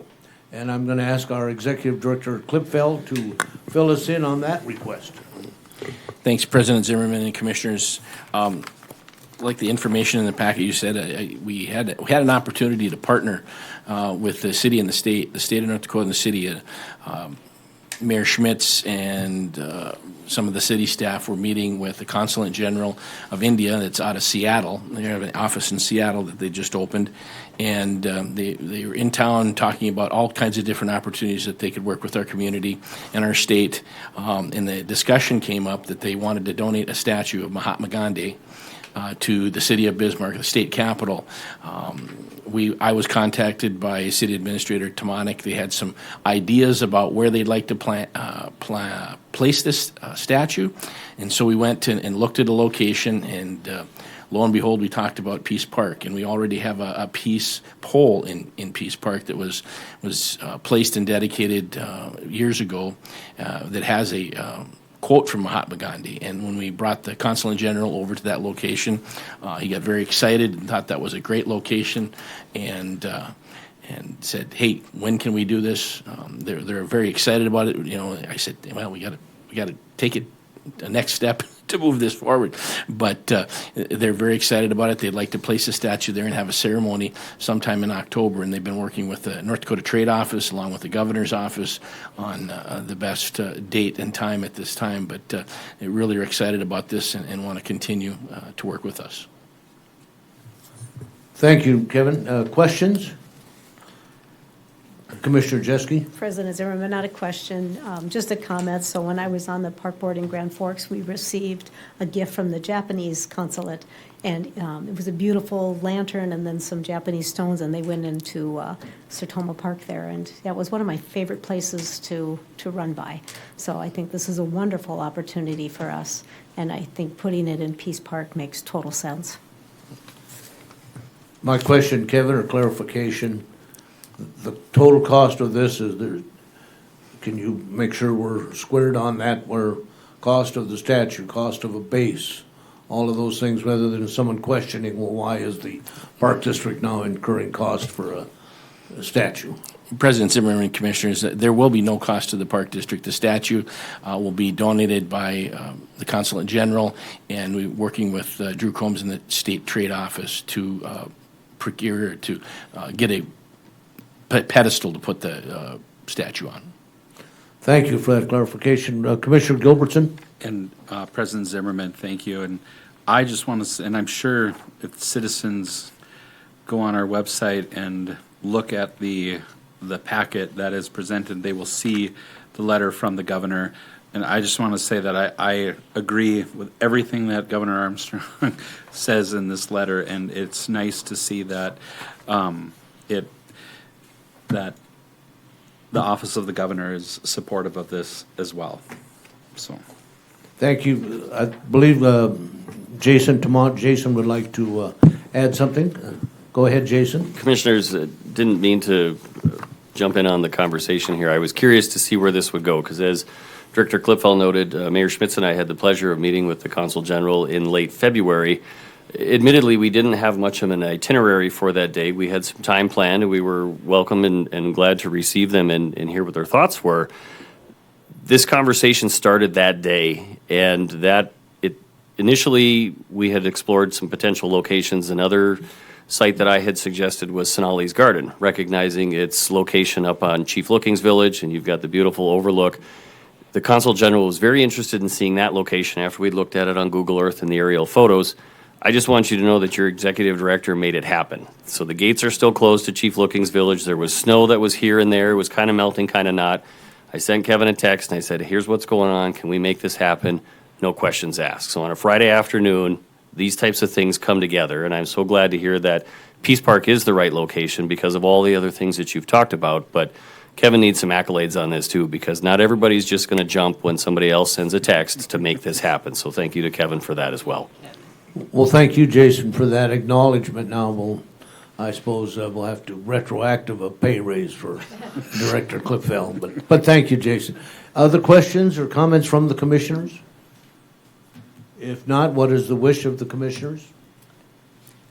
Does it need board action at this Yes. time? Yeah. Okay. I think we should. I'll make a motion that we accept the statue of Mahatma Gandhi. It's been a long day, from the Consulate General of India, and the placement to be at Peace Park.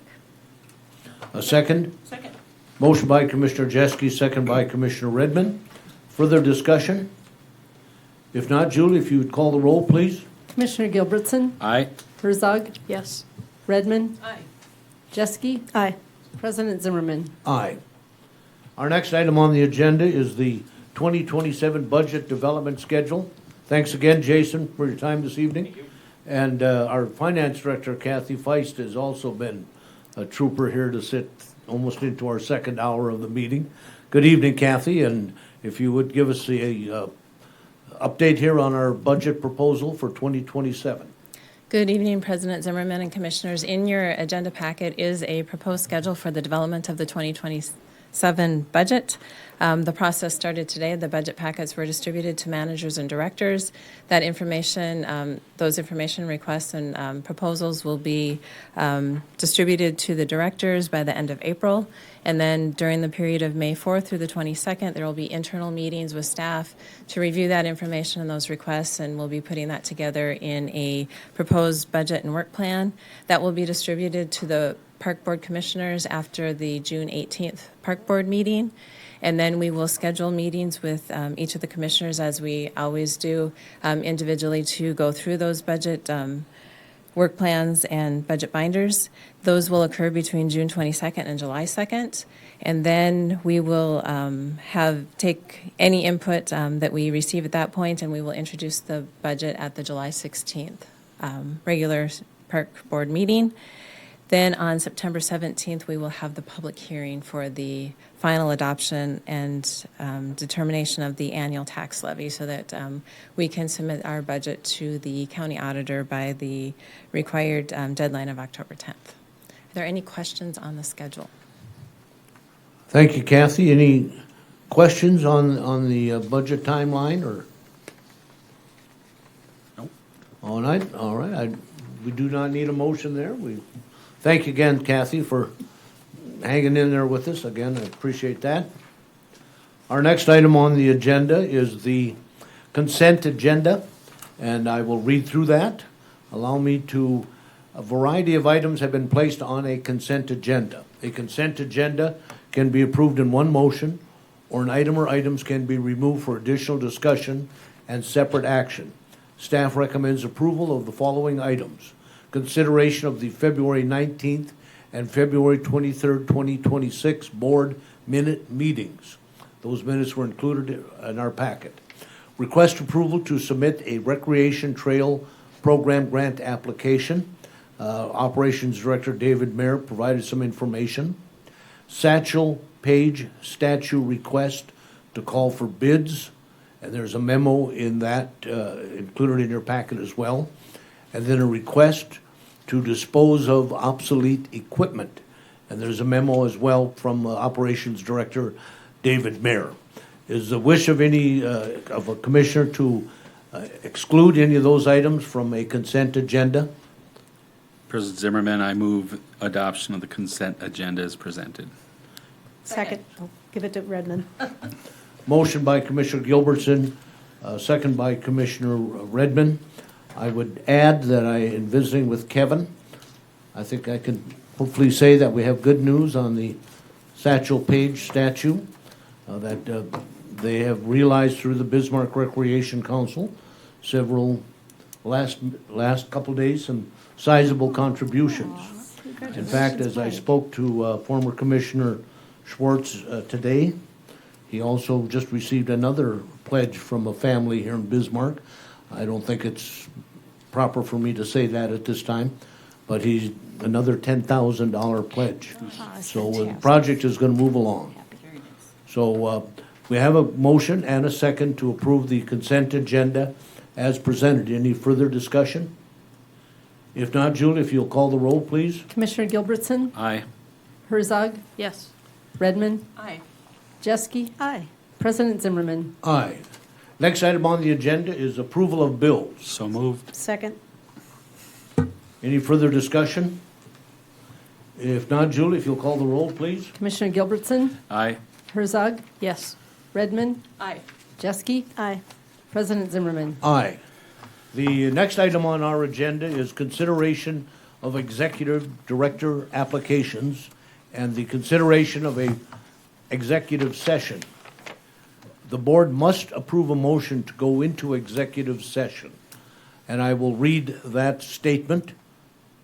The next item is on the agenda is executive session under the authority of North Dakota Century Code, Section 4204, 18.27, for consideration of executive director applications. This item shall be discussed in executive session. The legal authority for closing this portion of the meeting is that section of the North Dakota Century Code. The topic or purpose of this executive session is for the board to review applications for executive director and designate 3 or more of the qualified applicants as finalists for further consideration before the board or other person who may issue an offer of employment to fill the position. However, the board does not wish to consider any of the applications further. Excuse me, let me read that. However, if the board does not wish to consider any of the applications further and decides not to make an offer of employment for the vacant position, the board need not designate any finalists. At this time, a motion will be in order to discuss the next topic in executive session rather than in an open meeting. Is there such a motion? President Zimmerman, I move that we move into executive session. Is there a second? Second it. Any discussion of the motion? If not, Julie, if you will call the roll, please. Commissioner Gilbertson, Aye. Herzog, Yes. Redmond, Aye. Jeske, President Zimmerman. Aye. Motion carried. The executive session will be recorded, and all members of the governing body are reminded to limit their discussion during the executive session to the announced topic. We will now ask members of the public who are attending this meeting to please leave the room. The minutes will show that the executive session began at 7:08. 7:08 and is attended by commissioners, our legal counsel, John Ward, and staff members Julie Fornshell and Executive Director Kevin Klipfel.